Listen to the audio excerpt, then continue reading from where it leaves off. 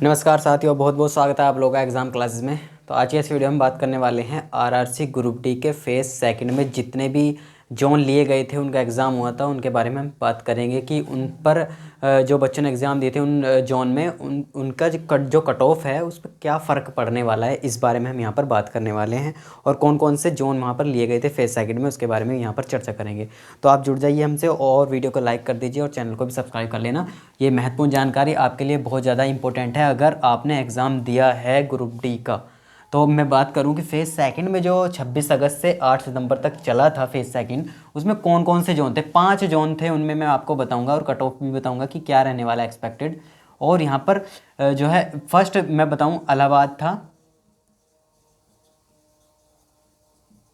Second पे जयपुर था, जयपुर, और थर्ड पे यहाँ पर बिलासपुर था, बिलासपुर, फोर्थ पे यहाँ पर जबलपुर था,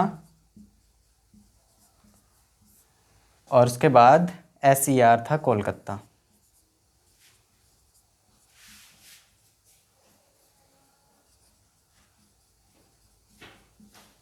तो ये जोन थे जिन्होंने एग्ज़ाम दिया था फ़ेज़ सेकंड में। तो यहाँ पर क्या था, फ़ेज़ फर्स्ट में बच्चों को पता चल जाता था कि पैटर्न कहाँ है और किस तरीके से उनको आगे की प्रिपेयर करनी है एग्ज़ाम के लिए।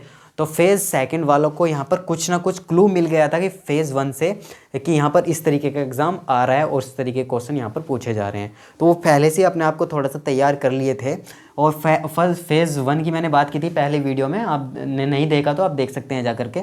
तो वहाँ पर तो बच्चों को पता ही नहीं था कि किस तरीके से एग्ज़ाम का पैटर्न आना है। सेकंड में आपको पता चल गया है, इतने जोन थे, बच्चों को पता चल गया था कि किस तरीके से पैटर्न आ रहा है और हमको क्या करना चाहिए। तो यहाँ पर आप देखेंगे कि इनकी कट ऑफ क्या रह सकती है, अभी मैं बताऊँगा आपको। तो यहाँ से बच्चों में क्या था, एक रीजनिंग और साइंस को लेकर के डिफ़िकल्टी थी। रीजनिंग और साइंस जो अहम रोल निभा रहे थे इस बार, NTPC की तरह रीजनिंग पूछी गई और साइंस भी थोड़ा सा लिमिटेड टॉपिक से पूछी गई थी।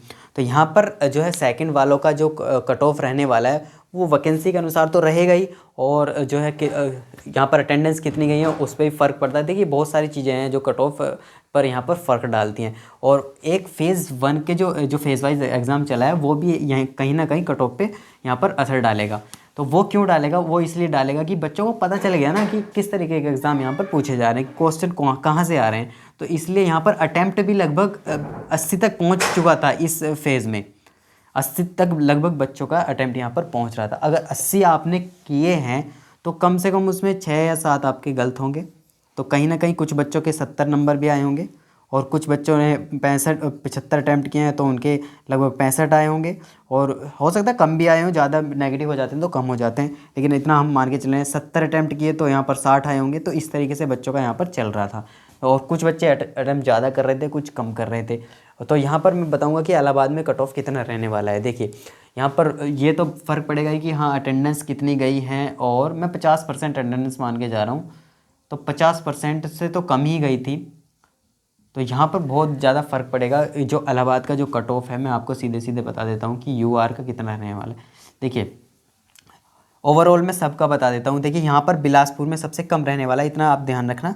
और जो है यहाँ पर चलिए मैं बता देता हूँ कि ओवरऑल कट ऑफ कितना जा सकता है। जो 5 जोन हैं ये, तो यहाँ पर आपके UR में यदि आपके 60 प्लस नंबर आ रहे हैं तो पैट आप क्लियर कर पाएंगे। 60 प्लस नंबर आ रहे हैं तो UR का, ये इस जोन सभी जोन के लिए मैं बता रहा हूँ। ओवरऑल हो सकता है 1-2 नंबर इन जोनों में कम ऊपर नीचे हो जाए। तो यहाँ पर OBC की मैं बात करूँ, OBC की, तो यहाँ पर आपको लगभग 57 प्लस नंबर पे आपकी बात बन जाएगी। SC की बात करूँ तो मैं यहाँ पर लगभग 54 पे आपका हो जाएगा। और ST की बात करूँ तो लगभग यहाँ पर 50 पे।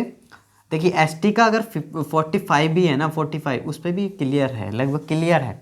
और यदि 40 भी है ना तो उम्मीद वहाँ पर बरकरार है 40 वालों की ST के लिए। EWS का मैं बात करूँ तो EWS की लगभग 55 प्लस यहाँ पर कट ऑफ जा सकती है इन जोन में। देखिए हर जोन की मैं बात नहीं कर रहा, मैंने एवरेज ये कट ऑफ मार्क्स बता दिए कि इतना आपका एवरेज है तो आप